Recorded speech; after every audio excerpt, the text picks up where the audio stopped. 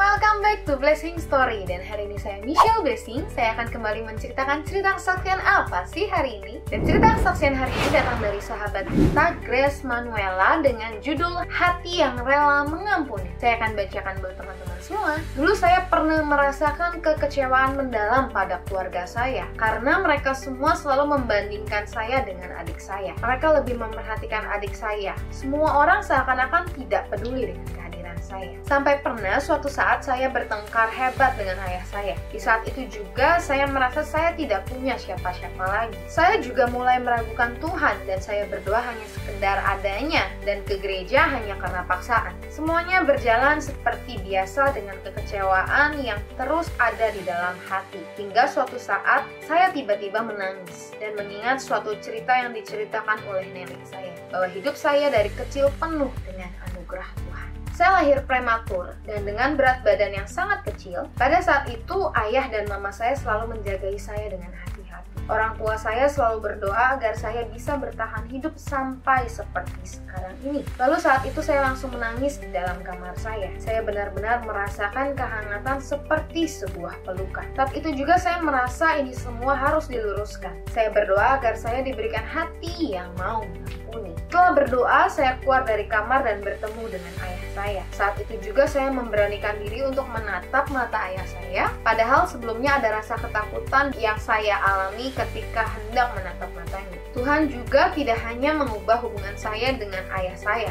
tapi Tuhan juga mampu memberikan saya pengertian bahwa saya berharga. Dulu saya yang berdoa hanya sekedar adanya, namun sekarang saya menjadi pribadi yang selalu ingin menyenangkan hati Tuhan. Dalam Efesus 2 ayat 13 tertulis, tetapi sekarang di dalam Kristus kamu yang dahulu jauh, sekarang sudah menjadi dekat oleh darah Kristus. Dan sekarang saya yakin Tuhan dapat mengubahkan hati yang tidak bisa mengampuni menjadi hati yang rela untuk mengampuni.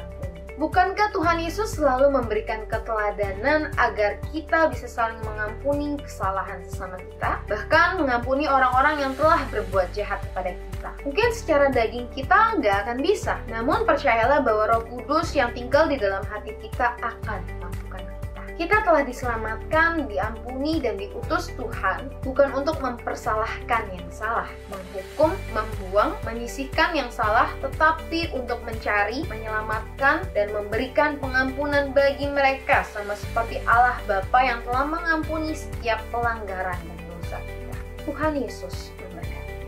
Terima kasih Grace Manuela buat kesaksiannya, dan hari ini kita belajar lagi bahwa untuk punya hati yang mau mengampuni kita harus minta sama Tuhan. Karena secara daging untuk mengampuni orang yang bersalah kepada kita tuh susah banget. Rasanya kita pengen bales, kita cenderung maunya membenci. Ketika kita disakiti, kecenderungan kita adalah menyakiti kembali. Kita cenderung untuk menyalahkan orang lain, membencinya, malah ingin membalasnya lebih parah lagi. Tapi Tuhan mengajarkan kita untuk bisa mengasihi orang yang bersalah kepada kita. Bahkan Tuhan pun sudah kasih teladan untuk kita, untuk bisa mengampuni, untuk bisa memaafkan, untuk bisa mengasihi. Itu hal yang sulit loh, mengasihi orang yang sulit untuk kita kasihi. Tapi sulit kan bukan artinya nggak bisa. Kita harus minta sama Tuhan, minta pertolongan Tuhan, minta kekuatan dari Tuhan agar Tuhan bisa memampukan kita, bisa mengasihi orang yang menyakiti kita, bisa mengampuni orang yang bersalah kepada kita, bahkan bisa menunjukkan kasih Tuhan lebih besar lagi daripada sebelumnya. Bukan karena kehebatan kita, bukan karena kemampuan kita, karena pada dasarnya kita nggak mampu untuk mengampuni orang lain. Hanya kekuatan Tuhanlah yang bisa memampukan kita untuk memaafkan, untuk mengampuni, bahkan mengasihi orang lain.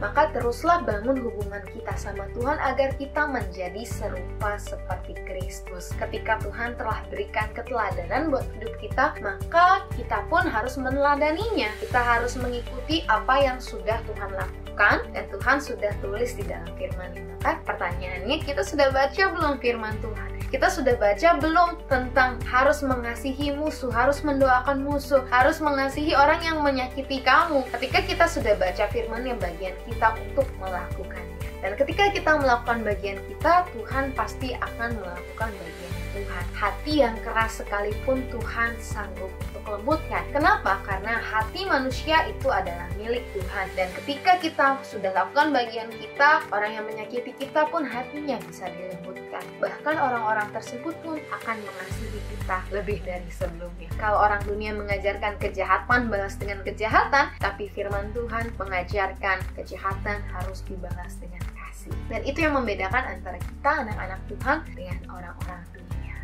Maka hari ini kita belajar lagi sama-sama untuk punya hubungan yang dekat sama Tuhan, untuk minta kasihnya Tuhan lebih lagi, minta Tuhan memampukan kita untuk bisa mengampuni orang lain yang bersalah kepada kita, bahkan mampu untuk mengasihi mereka. Buat teman-teman yang punya cerita kesaksian, yuk kirimkan juga cerita kesaksianmu ke DM Instagram @sahabatblessing atau ke email yang ada di bawah ini.